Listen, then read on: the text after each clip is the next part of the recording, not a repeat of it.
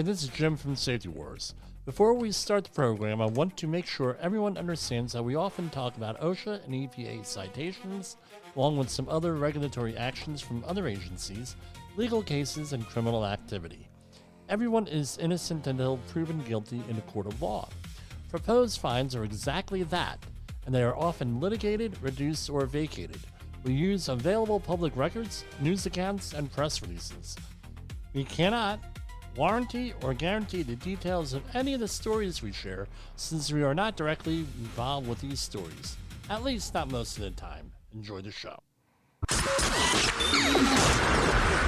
This show is brought to you by Safety FM.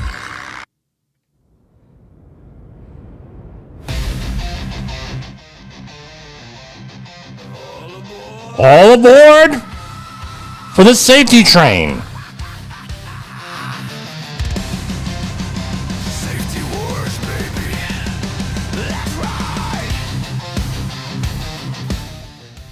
Hey everybody, yes, had some new music here, right?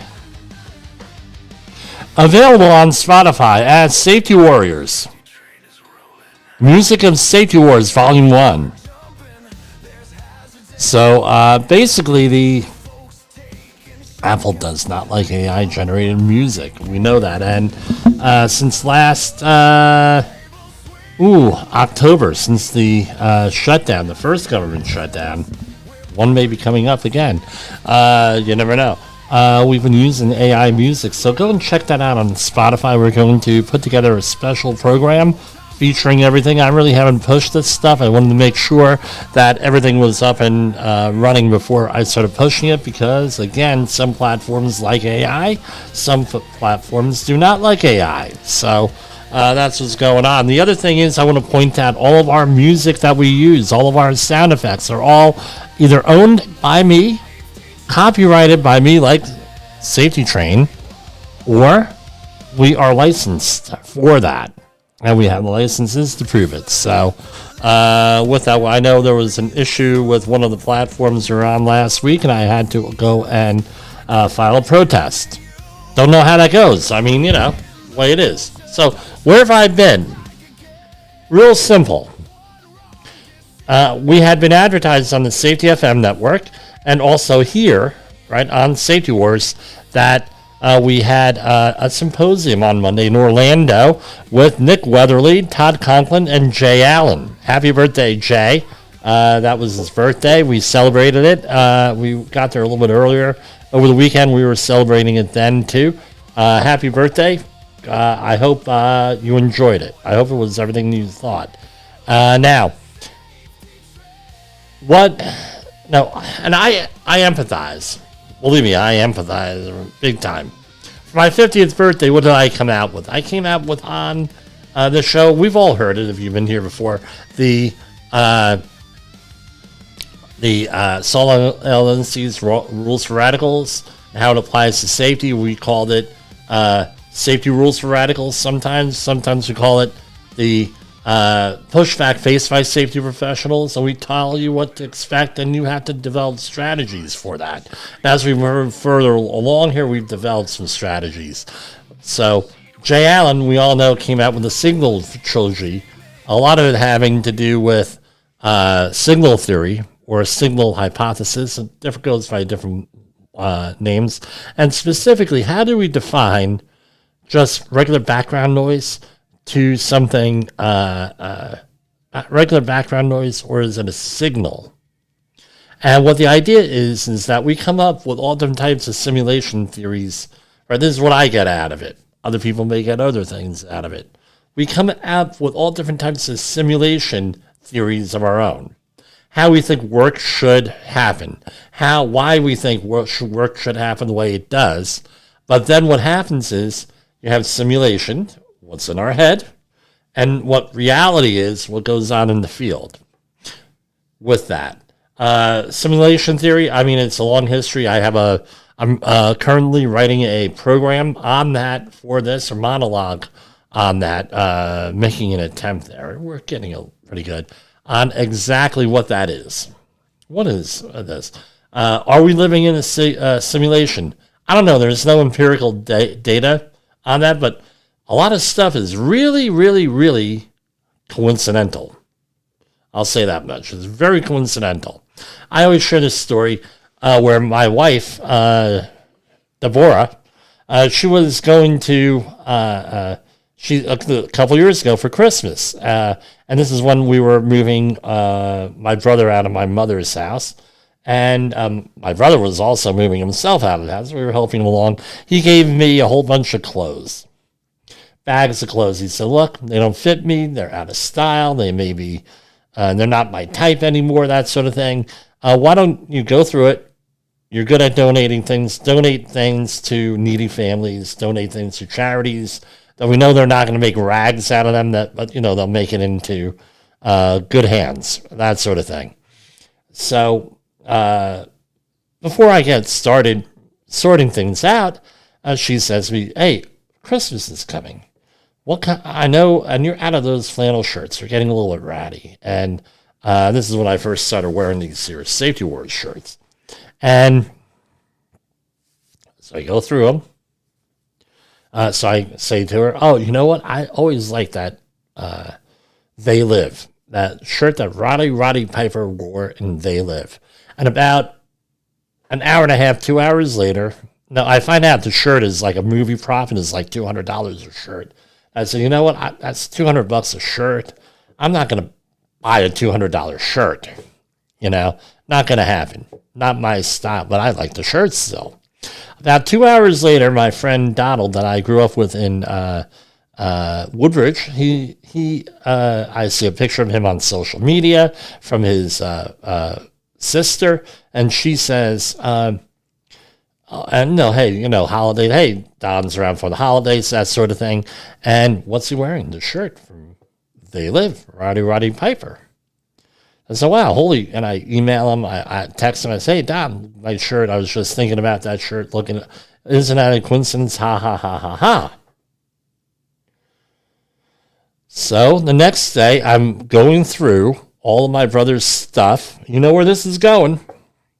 And what do you think I pull out of there? The Roddy Piper shirt from They Live. Coincidence? I don't know. Is it coincidence? I don't know. Is it planned? I don't know. Maybe there's synchronicity. I don't know what that is. So, no, is it simulation hypothesis? Simulation theory. That things are simulated. And we went over with Jay Allen's portion of the presentation, the whole thing on simulation theory. And now, what's signal? What's noise? Are we living in some type of a simulation? Are we not? But more importantly, how do we deal with each other?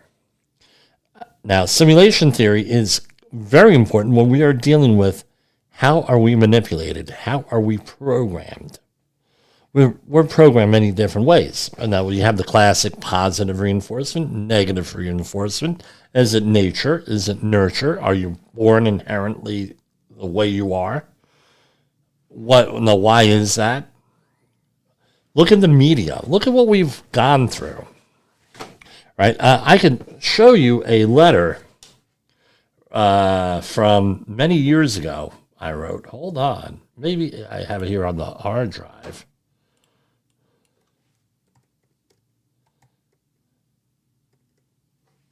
Here. Oh, I think I have it right here. Right?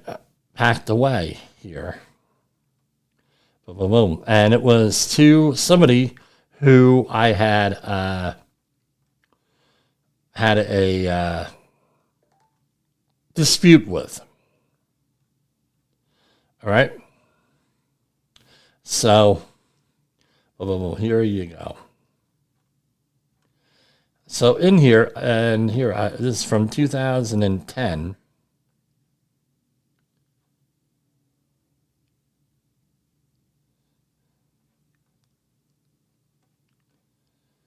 And,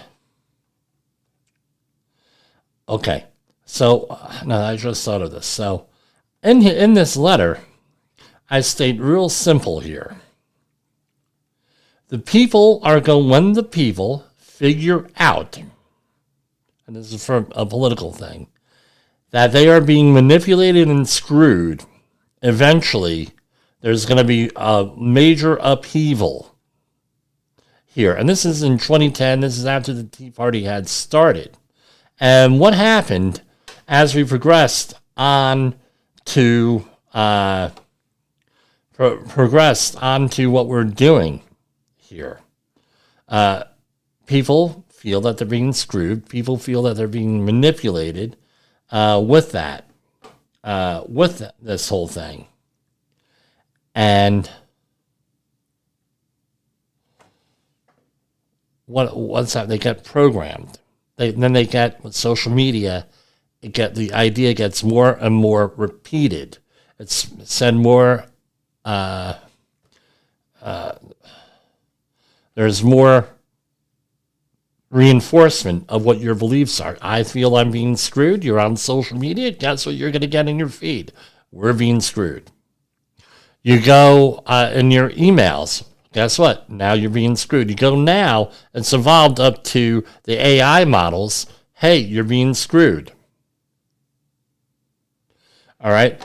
And now, like I said, it's only gotten worse. And right now we're being manipulated. Everything, and that was part of Jay Allen's thesis. What I got out of it, he probably would disagree, was that we're being manipulated on so many different levels. It's like we're a non-participant player, I believe it's called. A lot of people in a video game here, just going through the motions. And one of the things was that we watched a documentary on people who are gamers, and they cannot get to the point of telling reality from what the game is. And they're unsure of themselves. And again, this reinforces the whole thing. We're being manipulated. Now, as for me, I have not played a video game. Hey, I grew up as a gamer. I'll be perfectly honest with you. Up until high school, I went through waves of playing video games. And then in the 90s, I played video games. One of my favorite was Panzer General. And again, we realized that those are video games. Now with the virtual reality glasses, which is translated into instant headache glasses for me, now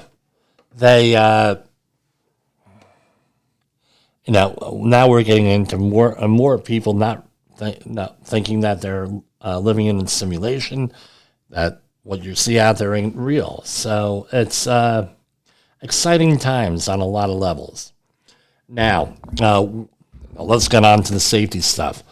So you had the normal stuff from Todd Conklin. If you've ever attended a Conklin event, you heard about his opinions on human organizational performance, and we're going to realize that that is an operating philosophy with that. And with Nick Weatherly, maybe I should have started talking about him, talking about behavior-based safety, the difference between behavior-based safety and behavioral science. First thing that he pointed out that I knew this was going to be a different discussion is behavior-based safety does not equal behavioral science. Behavioral-based safety, there's not even one definition. I struggled to define exactly what it is, but I found out that there is not one definition of it. He had up around 4 or 5 different definitions of it. And basically what happened was he talked about where Todd and him were working for same clients, or people were human organizational performance people making it over to that, and they get started, hey, you guys, with behavior-based safety, you do nothing but it's adversarial, it's this, it's that, the other thing. And it's like, well, wait, time out. It was never meant to be adversarial. It was never meant to screw the employee. It was never meant to shame, blame, and retrain. It was meant to do root cause analysis, get to the bottom of things, and try to apply a scientific principle to it, and try to come up with actual solutions to save human lives and prevent injuries. But what happened was, and the point I made is this system, as it's been sold to corporate America and to Fauci and them, the CDC, because during COVID, that was all behavior-based safety managed that way. What happens is prone for weaponization. It's prone for abuse. When you look at that Heinrich pyramid or triangle, and you see 80% of accidents are because of human error, well, and therefore we can blame the human and not blame management. That's a problem. Because it comes down to, well, we set up a wonderful system. Here's the rule. Got to wear your hard hat. When you get into the field and you tell people to start working in tight places, guess what? Did you give them the right hard hat? Isn't even possible to wear a hard hat in there. What's the context of what's going on? Oh, well, no, we made up the rule. You got to wear a hard hat. We made up the rule. You have to wear self-sealing eyewear, dust goggles. You got to do that. And guess what? The refining industry is with that.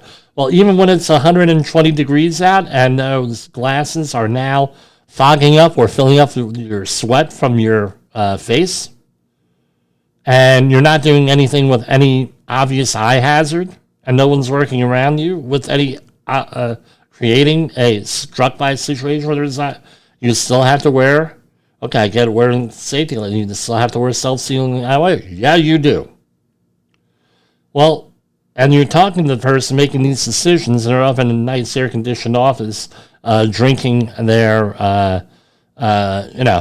drinking their Red Bull, and, iced tea and Snapple beverages. Not that there's anything wrong. I love those things. But, right, are you actually out in the field doing the thing? Right. So those are some of my thoughts. I want to go into something more deep and everything with my notes and everything. I really, with it, but that's where I've been. So, again, that's why you see where I am here. Now, we're going to go to... let's see here. Hold on.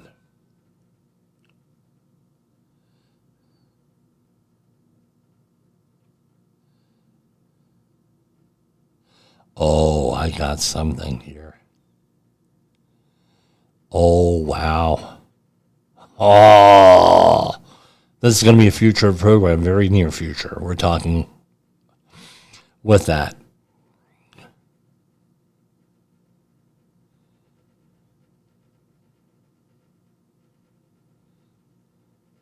Okay. We have a Safety Wars exclusive coming up in the very near future. I just need to get permission to use it. I'm sorry, I hate doing this, but an alert came up here with this. All right. All right, we're going to, I tell you what, I'm going to pause this. This is pre-recorded. I am going to pause this, so... And over 260 wounded Here in we the go, latest start attacks, that again. while US President Donald Trump has threatened to target Iranian bridges and power plants unless Tehran agrees to return to negotiations. From Feature Story News in Washington, I'm Kate Fisher. The United States has carried out a fresh wave of strikes on Iran, hitting coastal defenses and cruise missile sites. Okay, we're going to start that again. Iran says more than 30 people have been killed and over... From Feature Story News in Washington, I'm Kate Fisher. The United States has carried out a fresh wave of strikes on Iran, hitting coastal defenses and cruise missile sites. Iran says more than 30 people have been killed and over 260 wounded in the latest attacks, while US President Donald Trump has threatened to target Iranian bridges and power plants unless Tehran agrees to return to negotiations. Nick Harper reports from Washington. Donald Trump is already threatening that potentially the worst is still to come, suggesting that he could be prepared to hit infrastructure and civilian targets next week, including Iranian energy. More strikes from the United States in what now seems to be an intensifying military campaign. We're into the 5th day of consecutive strikes by the United States. The US carrying out daytime strikes against Iran. Earlier on, first thing in the morning, Washington time, in the afternoon in Iran. And of course, all of that is making people here in the United States worried that potentially the US is heading into a much longer, larger conflict with Iran after all of the negotiations seem to have fallen apart. The European Union has banned the import and purchasing of gold from Sudan. EU officials say the trade of the commodity is used to finance the country's civil war. Meanwhile, members of the European Parliament are urging the bloc to step up humanitarian assistance to the country. From Brussels, William Denslow reports.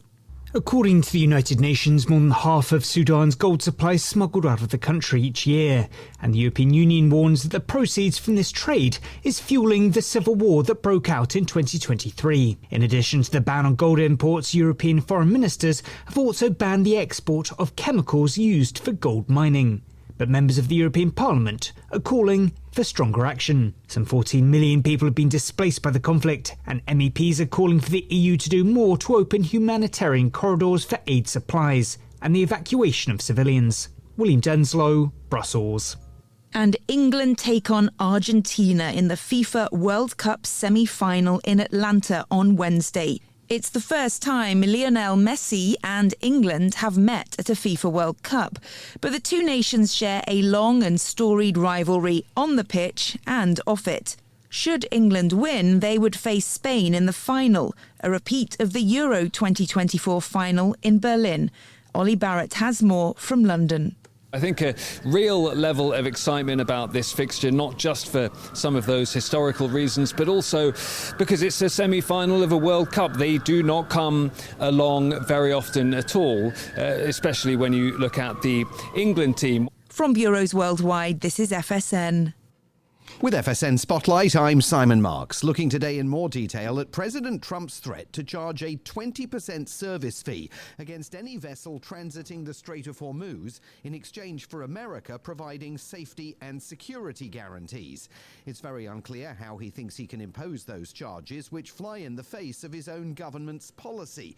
The White House has consistently insisted nobody, especially not the Iranians nor the Omanis, can charge per vessel fees. Simon Geel with procurement and supply chain consultancy Proxima says tanker operators are now even less certain about the Strait's future.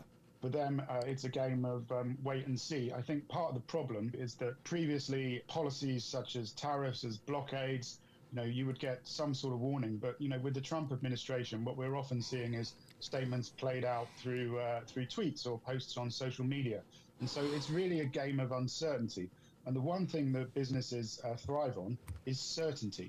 Anything that upends that layers in problems, not only financial problems, but also problems down the track in these supply chains that we've built, which are highly optimized around sort of 80% scenario of what should happen. Iran is celebrating President Trump's move, saying it establishes the principle for the regime to charge similar fees, although the country's foreign minister insisted 20% is too high, and they'll give tanker operators a better deal. With FSN Spotlight, I'm Simon Marks. Okay, let me point something out. This is program is pre-recorded today, but it's like right before broadcast time. All right, and essentially the Argentina beat England today, and Argentina will face Spain in the final on, I don't know when that is, this weekend, right? England will face France on Saturday, so we'll see how this goes with that. I mean, I tell you what, I have to drive by in the Meadowlands this weekend. Hopefully there's not during the game. That would suck with traffic wise. But Okay, what else do we have here? I have, again, we have a Safety Words exclusive possibly on from somebody here. Have to look into it. Again, if send your tips and everything over to us, and if appropriate, we will share them. Okay. Now, some other news. This is off of Politico, and we're going to talk about some OSHA news tonight. 2 Supreme Court justices made a rare trip. This is a story by Josh Gerstein. Rare trip to Capitol Hill on Tuesday justified the court's surging security budget, telling lawmakers that a growing number of threats require tens of millions of dollars to expand the court's security force.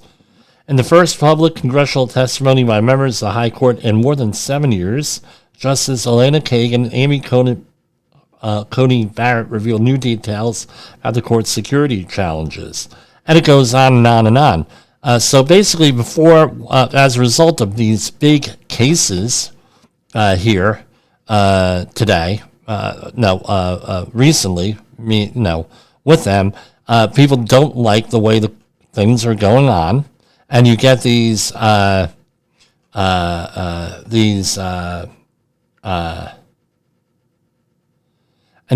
folks out there riling people up. What kind of folks? Senator Schumer out of New York, among others.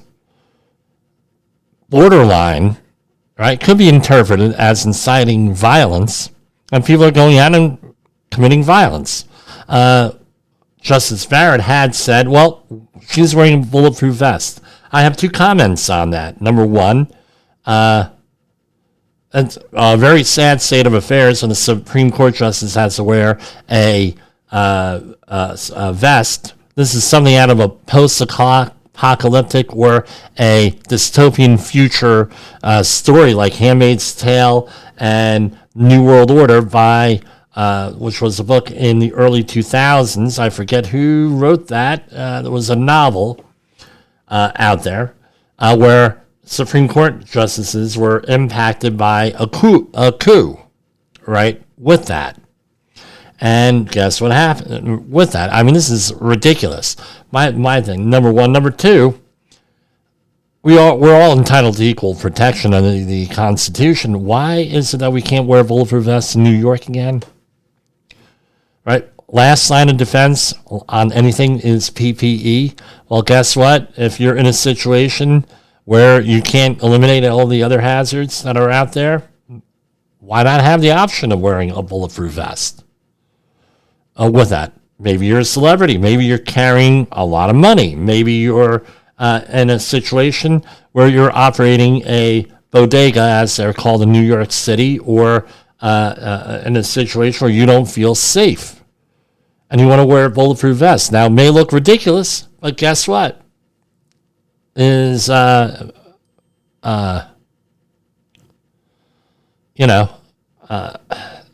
nuts. It's nuts out there. The whole thing. Now, we're not allowed to wear that because someone committed a mass shooting up in Buffalo because and they were wearing a bulletproof vest. Well, okay, that doesn't happen too often, folks. So, I don't know. Let me see.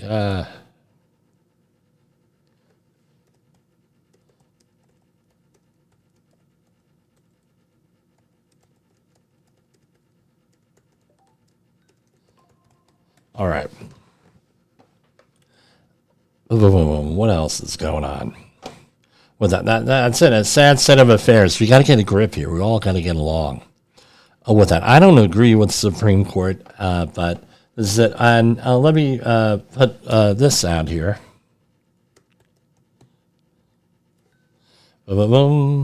So I got this. This is all related to another situation here where, and I just lost it, where we had in New Jersey here, and they took it off the Facebook page of my high school.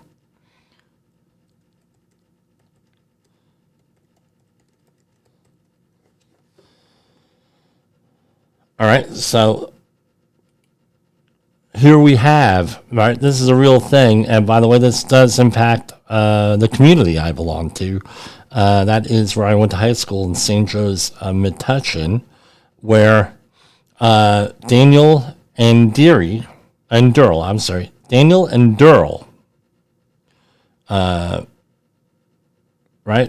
was her son, who was killed by a disgruntled person, right, with that. And again, Daniel and I went to the same high school.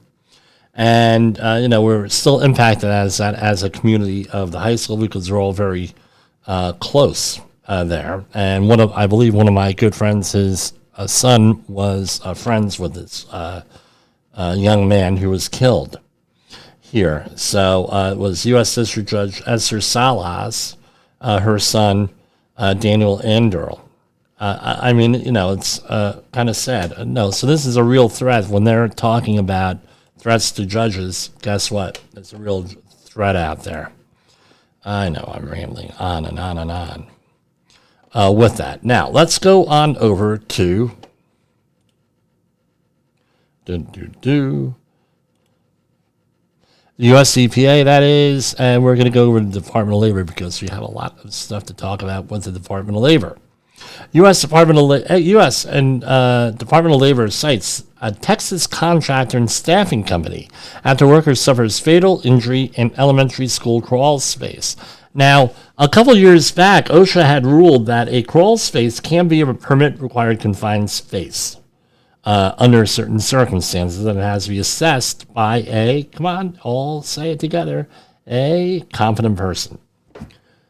The department's OSHA opened the inspection after January 7, 2026 incident at Converse Elementary School involving a D.L. Brandy Construction Rutgers employee who was removing accumulated dirt from the school's crawl space with a mini excavator and became trapped between the equipment and the concrete beam, a classic fall caught-in-between situation, resulting in fatal injuries.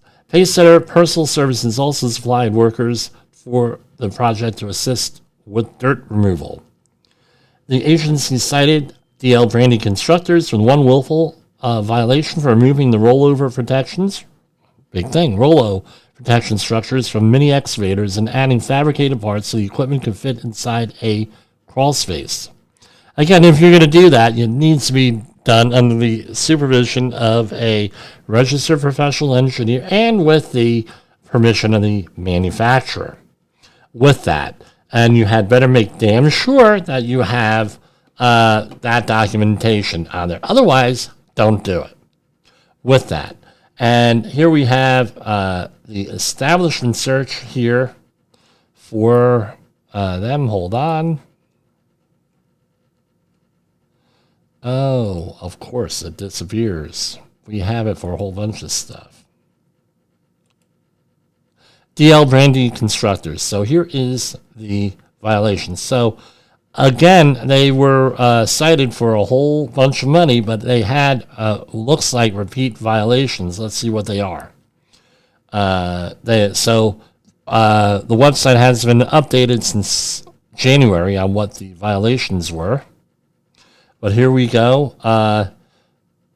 The violation summary, they were fined $9,680 for, let's see, 1926 0200. It was, the employer did not initiate and maintain such programs as may be necessary to comply with this part, meaning 1926, 29 CFR 1926. On June 26, 2024, the employer failed to use barricades, safety signs were necessary to prevent or limit workers' access to work areas, which employees were exposed to electrical hazards.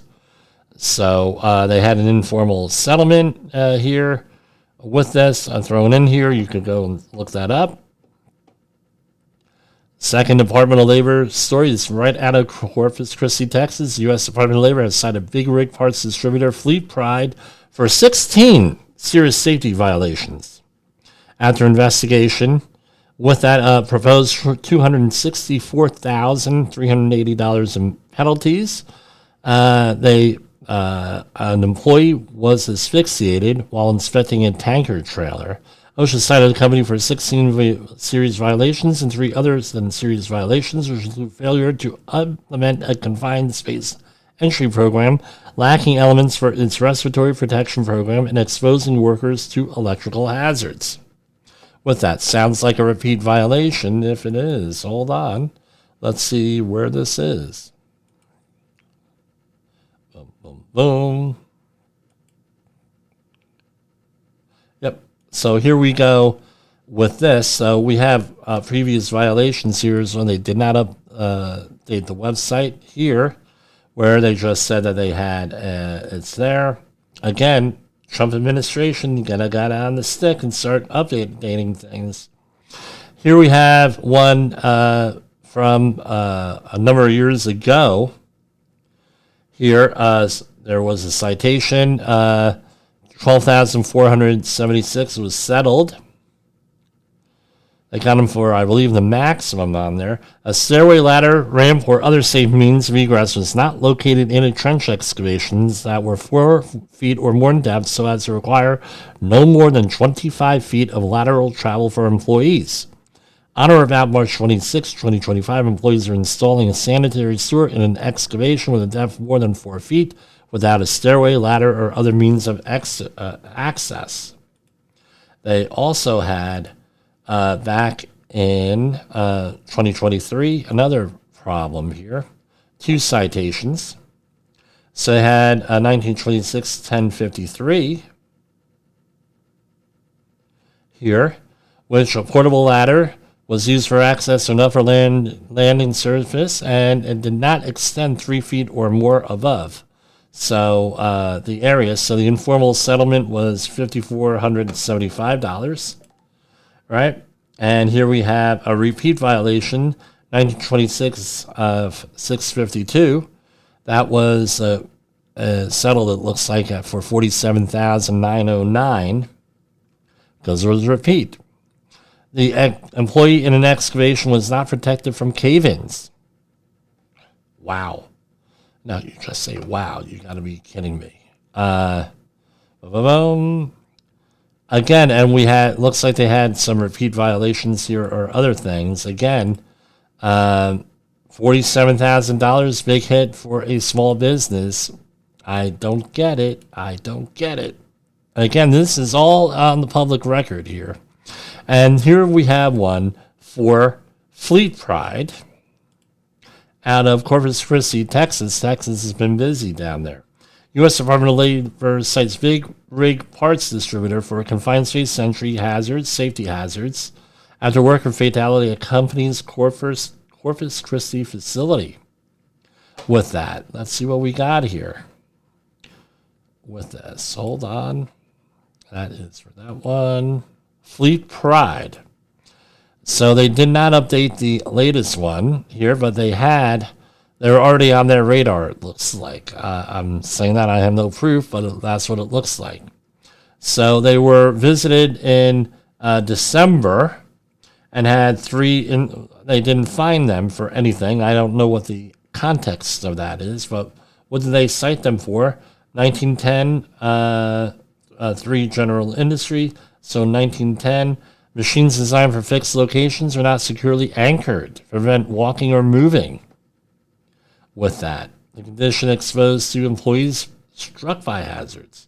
Here we have 1910-303, which is electrical equipment violation, right? The employer did not ensure the space about electrical equipment or sufficient access and working space was provided and maintained from an electrical panel within the maintenance shop area.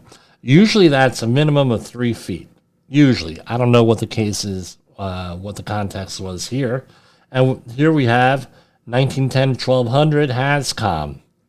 Again, labeling issues, things of that nature. That's an easy fix. That's really no excuse for that. And they were also visited 3 other times in 2025 at their facility in, I'm assuming it's the same one, in Wichita, Kansas, out there.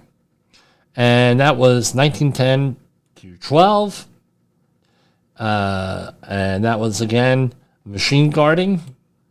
And in 1904, 0041, that was other than serious, right? Or that was a penalty and failure to abate. And that, again, was an OSHA 300 log violation on that. Submitting that in time. All right.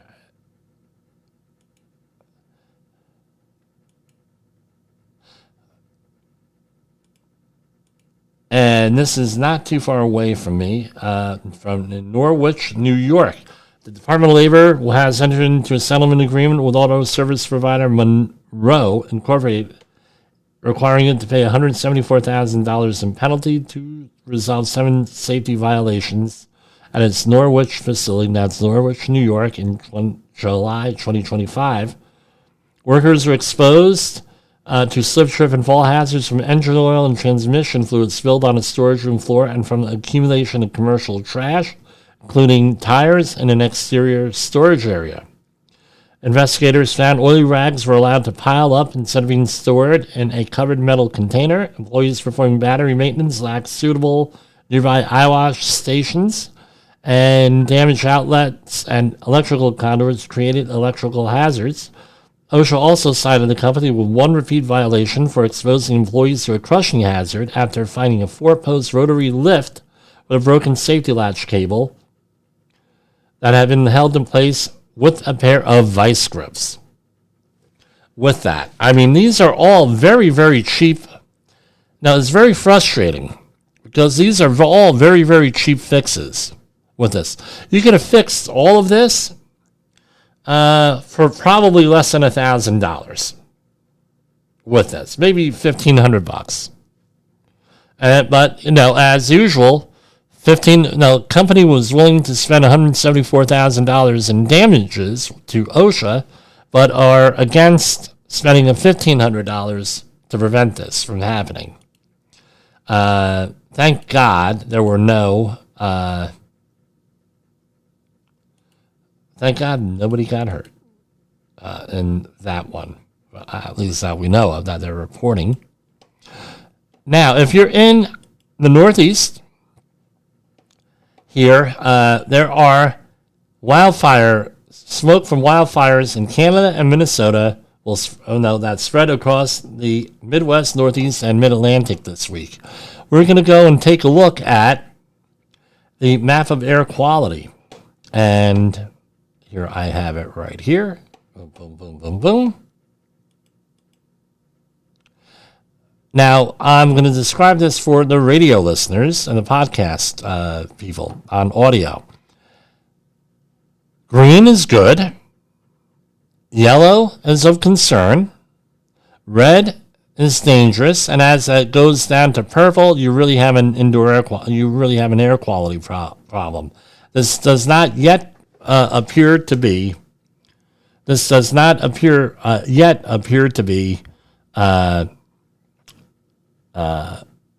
situation we had 3 years ago now, but it's pretty bad. You're getting some areas where you're getting very high levels of particulate matter and ozone and everything else. And guess what?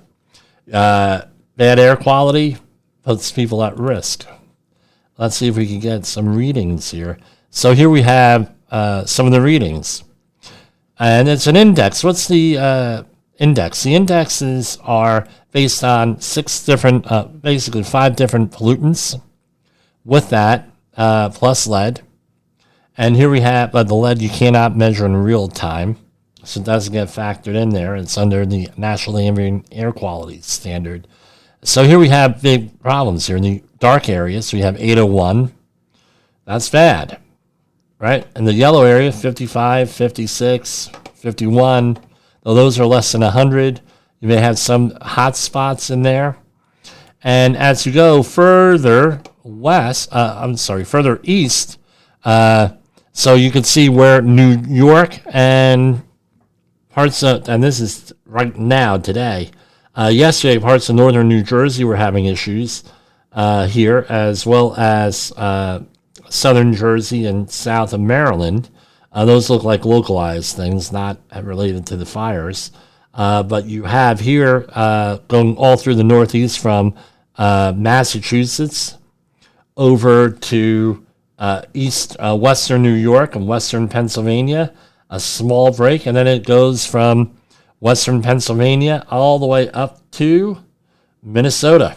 So that's a lot of indoor air quality problems. I remember, I hope you took pictures of what it was 3 years ago, because they ain't going to believe you in 10 years that actually happened. Boom. Again, I don't know. There was a climate change? Was it something else? I don't know. We're going to talk here about some AI. So Chinese users bid farewell to AI companions. Again, this is all part of that whole simulation theory we were talking about. This is from Yahoo News. Chinese users of AI-powered companion bots have bid heart-rending farewells to their virtual buddies as national regulations took effect Wednesday aimed at curbing the risk of emotional dependency. The phenomenon of artificial... Again, this is all part of simulation theory, right? One aspect of this. The phenomenon of artificial intelligence boyfriends and girlfriends is growing worldwide, along with the prevalence of human-like avatars that sell products or stand in for loved ones who have died. A couple years back, there was someone put on a show of an interview with Art Bell from Coast to Coast fame. He was the original host of that show. Guess what? You could tell it wasn't him, right? Oh, no, because I listened to him for many years. However, if you're a new person, I think you'd be hard pressed if you never heard him or one of his shows. I think you'd be hard pressed to know whether or not that is him or not.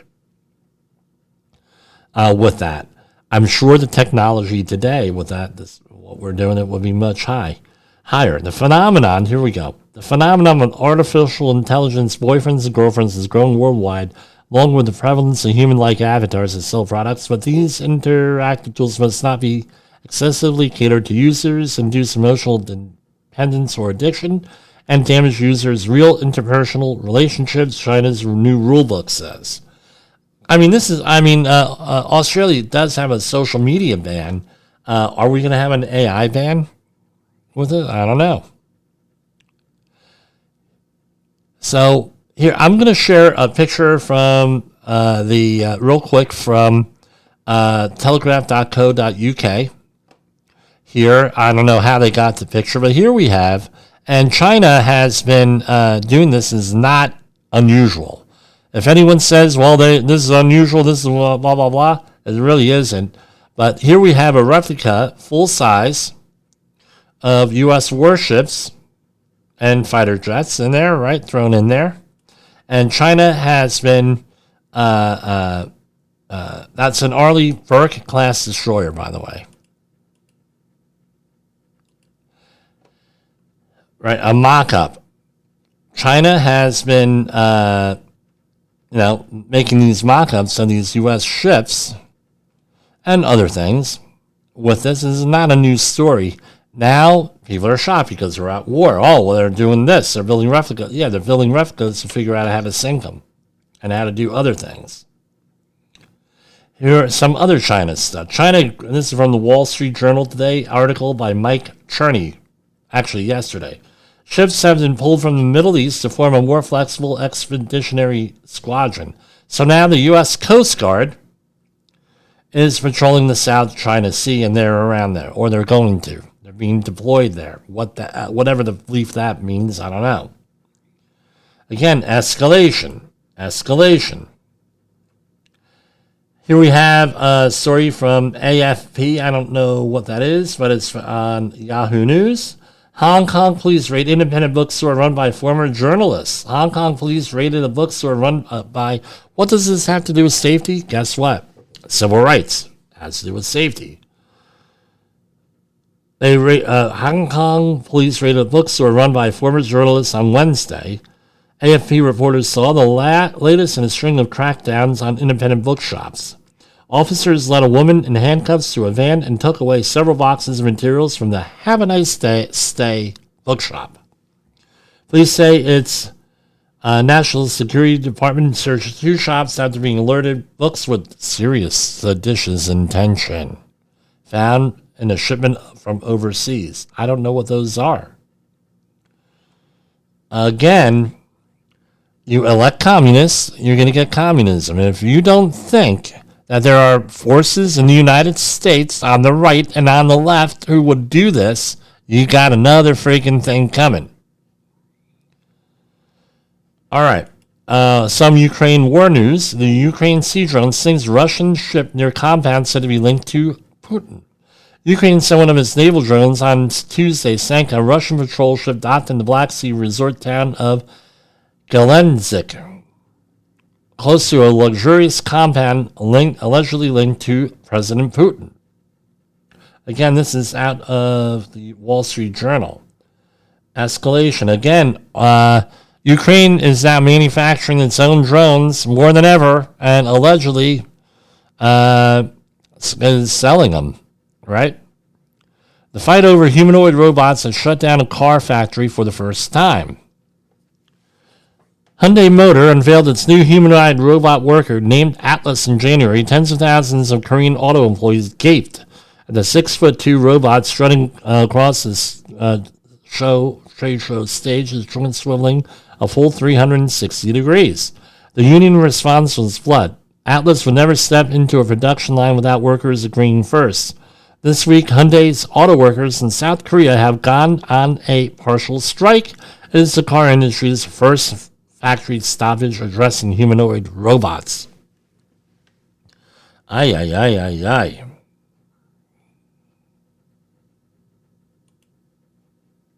Meta, here we have more AI news. Meta employees allege discriminatory AI-driven layoffs.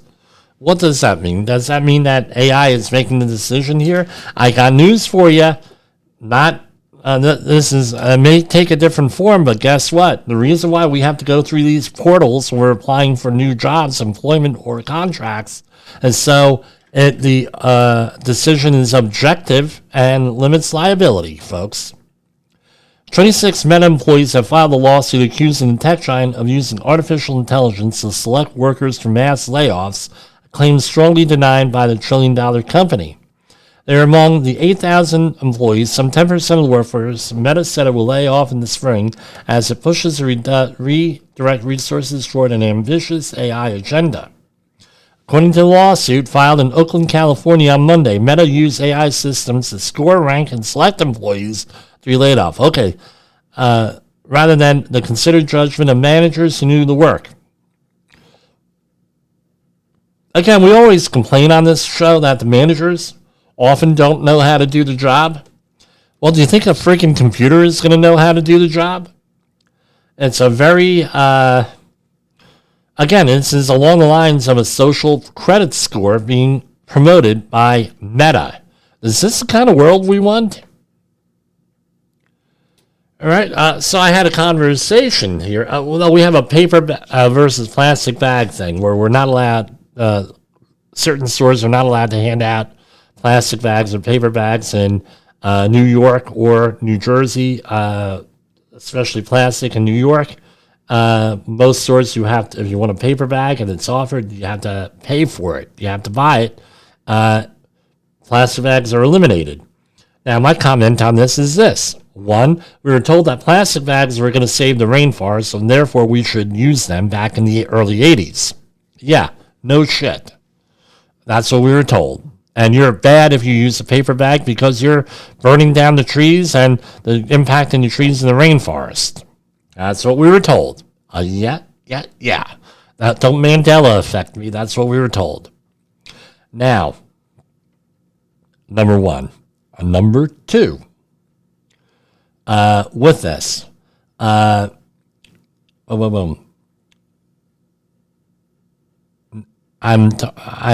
in stores out here, and people complain. They look. I said, look, you elect communists, you're going to get communism. You're going to get your choices limited, right? Not that plastic bags are so bad, but guess what? Again, we allow it to happen. We allow it to happen without any type of any type of thing, right? So here we have another one from ProPublica on AI. FBI has looked at using questionable AI tech to review signatures on seized mail-in ballots. And another one, data centers to add billions in power costs in 13 states. Why? Because of AI. Again, these things are being in there. Here we have another one from, I never heard of this website, Notice, but I'll go with it because it does sound legitimate. If it's not legitimate, I'm sorry. Here we have testosterone-fueled troops. Head says military begin testing hormones. Well, I tell you what, I was having this discussion today with someone on one of my colleagues. The military admitted up to 1975 that they did medical experiments on people. I know of some cases where allegedly it was done well into the 1980s. Allegedly. I have no hard proof. I just have testimony, and I have some conversations, right, with people. Service members 30 and over will test annually and can choose to receive testosterone replacement therapy if they are recommended for treatment with that. Pentagon will begin annually testing service members for this and everything else. Well, I'm going to say this, right? The health exam has been mandatory. There's a regular thing. There's a regular medical assessment. This is going to be part of the medical assessment. Now, service members are recommended for treatment will have the choice to receive testosterone replacement therapy. Personnel under 30 can volunteer for a examination. Hegseth's posts on social media referred to high tea, a social media fad pushed by influence that encourages men to seek higher levels of testosterone to maintain their strength and masculinity. I'm going to tell you this. All right. I'd think twice about doing this. And, of course, check with your own family doctor, hopefully a non-biased one on this, endocrinologist, that sort of thing. Testosterone therapy has a lot of side effects. I'm going to tell you, potential. With that, I know people who have had less than optimum results after being on this stuff, and they were promised a bill of goods with this. I'm not going to mention the company or what the situation is with that. But what's going to happen? They're going to put people on this, and not everybody's going to be able to manage. All right? So this is a conspiracy theory. Their body is not set up for this. They're going to have side effects. And then it's going to be a question were these service related or not. And the way things are going with the VA administration, they're going to say all these health effects, all these health problems were not caused by testosterone therapy. I can guarantee it. And then you're going to have a whole bunch of people who are going to be sick and everything else. And guess what? Now we're going to have that. Let's see if there's any public websites whereby the government that contradicts this here with this. I don't know what to tell you here with this. So that's what I got for tonight. I will see you tomorrow, God willing. So for Safety Wars and Safety FM, this is Jim Poesl.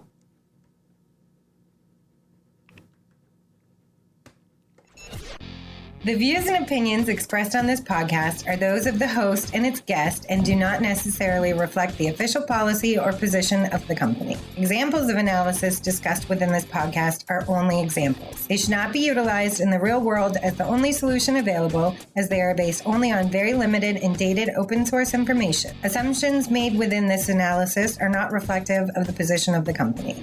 No part of this podcast may be reproduced, stored in a retrieval system, or transmitted in any form or by any means, mechanical, electronic, recording, or otherwise, without prior written permission of the creator of the podcast, Jay Allen.